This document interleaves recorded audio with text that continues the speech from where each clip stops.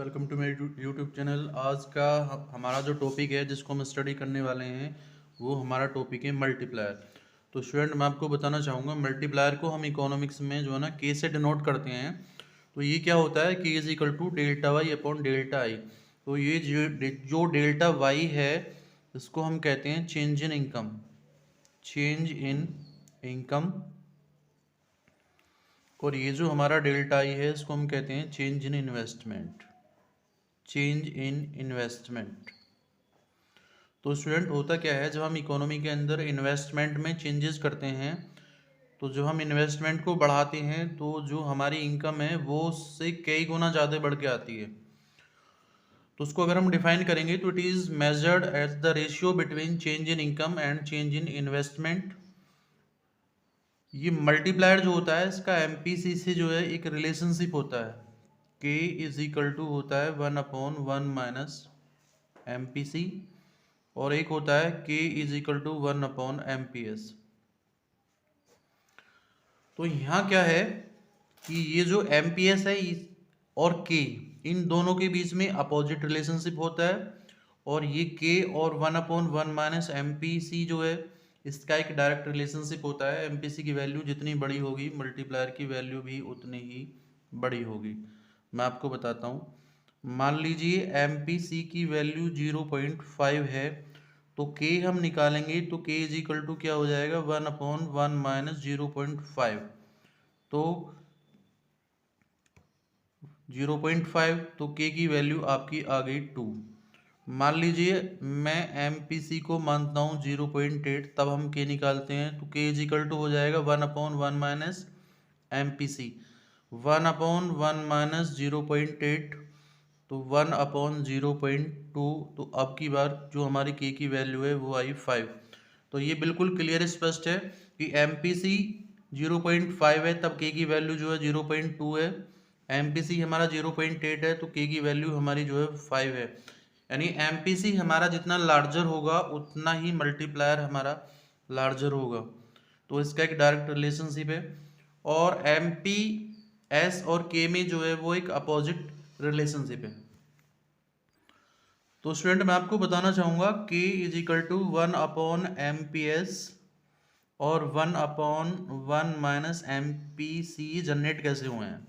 आप ये देखिए के इज इक्वल टू हमारा जो फार्मूला है नेचुरल वो delta Y upon delta I है।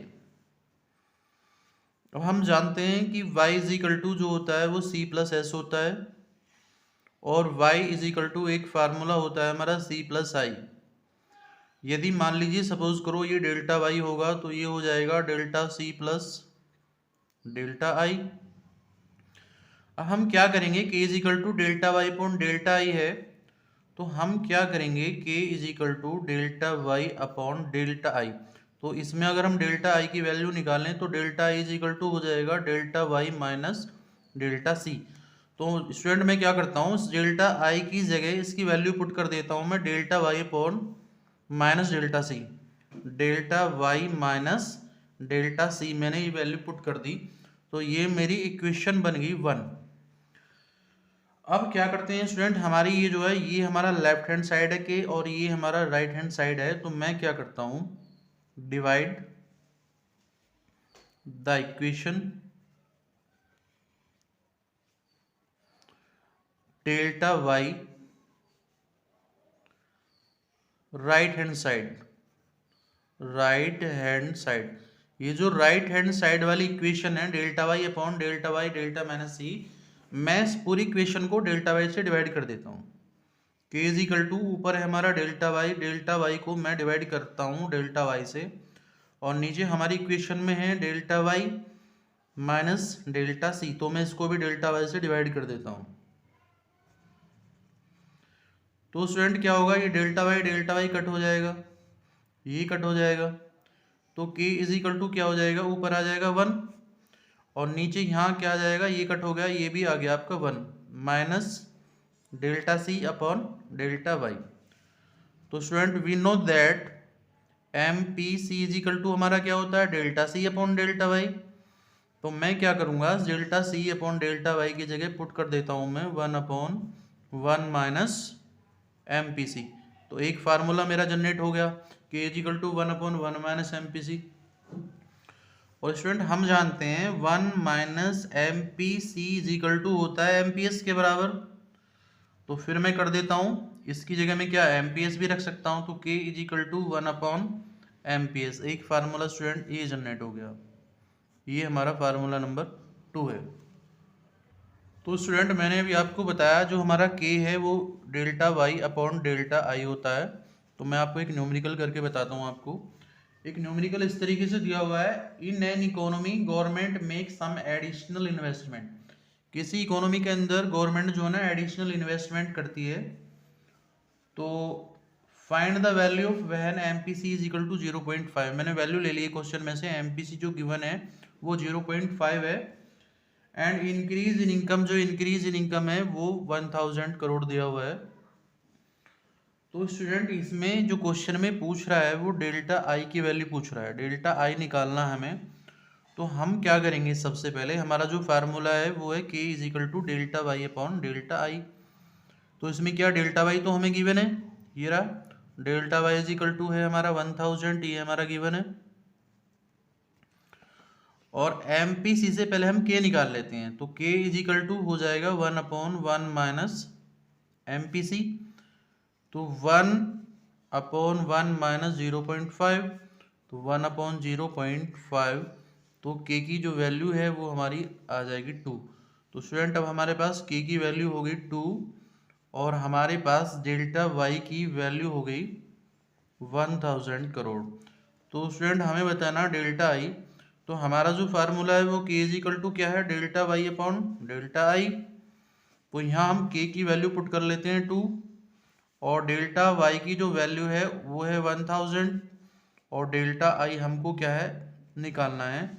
तो हम क्या करेंगे, delta I is equal to हमारा हो जाएगा 1000 अपॉन 2, तो ये आ जाएगा 500 और वैल्यू आएगी हमारी सी आर में। तो स्टूडेंट ये जो डेल्टा आई की वैल्यू हमने निकाली है ये आई हमारी 500। तो अब इससे हमें पता क्या चलता है, इससे हमें पता ये चलता है कि अगर हम इकोनॉमी के अंदर 500 करोड़ का इन्वेस्टमेंट करेंगे तो उससे हमारी जो इनकम जनरेट होगी वो 1000 करोड़ की होगी।